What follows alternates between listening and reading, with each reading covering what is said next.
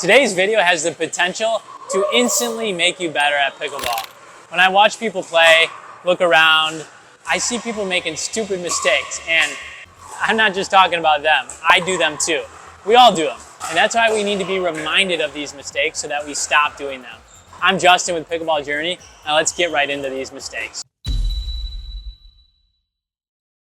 Stop making the dreaded shank. Yes, you know what ball I'm talking about.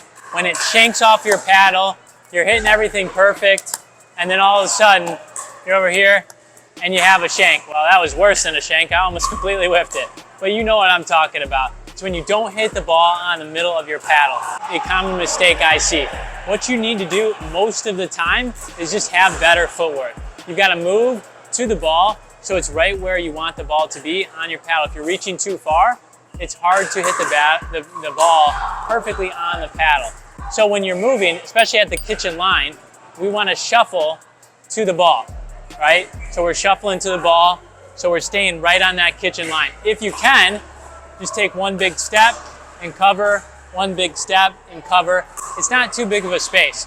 But again, we really want to be sure we're getting our footwork moving so that we're in the perfect position, especially on those balls that move us more, so that we're not hitting that dreaded shank.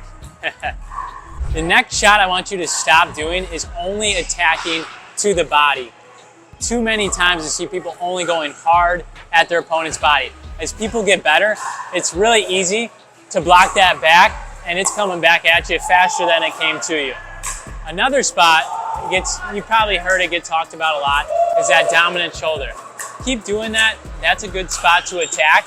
But a spot that doesn't get talked about that I want you to start attacking is here and here.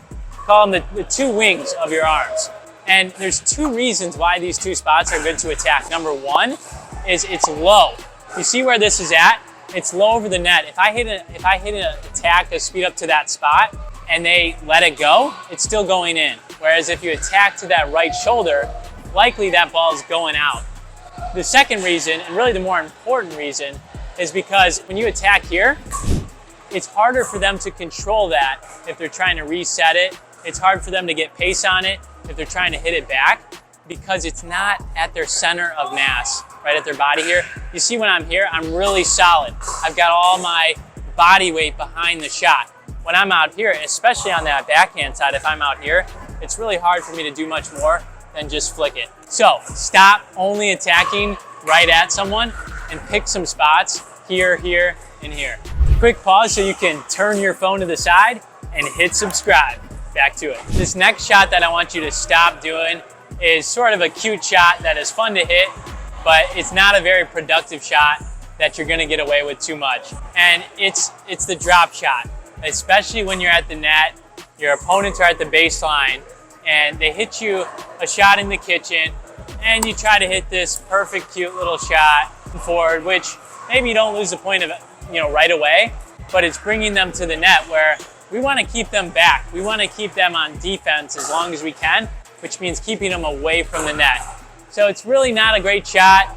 I see people pull it off sometimes if you're really skilled, and you can hit that perfectly undercut shot that goes barely over the net, and maybe your opponent's a little slower. But stop this shot because it's going to lose you more points than it's going to win you. I want to take a second real quick to thank our sponsor, Yola. Right now I'm between the Yola Mod, the Yola Perseus 3S, but overall, I just love pickleball. In all seriousness, thank you to Yola. They help make these videos possible. We really love their gear. Right now, again, I am between these two paddles. I've been loving them both. The Mod, so much power. The Perseus 3S, a little bit more control. But they've got all kinds of good gear. I was wearing the sweatshirt in as it's snowing here in Chicago, sweatpants. We've got a 10% discount. See the description below. Let's get back to the video. The next shot I want you to stop hitting is the miss into the net. Now, when I'm on the golf course and there's water in front of the green and the pin's at the front, what do? I take a little bit extra club, hit it nice and crisp, make sure I'm past the flag, over the water, not in trouble. It's called margin, giving myself margin for error in case I don't get I don't fully stripe that ball, hit it nice and clean. Same for pickleball. No reason to be missing shots in the net. I want you to give yourself more margin when you're hitting drops, when you're hitting drives, when you're hitting dinks, because if you miss it in the net, just like in golf, if I hit it in the water, I have no chance at a par. If I hit that shot in the net, I have no chance to win the point. So give yourself margin, make less errors by giving yourself more margin over the net.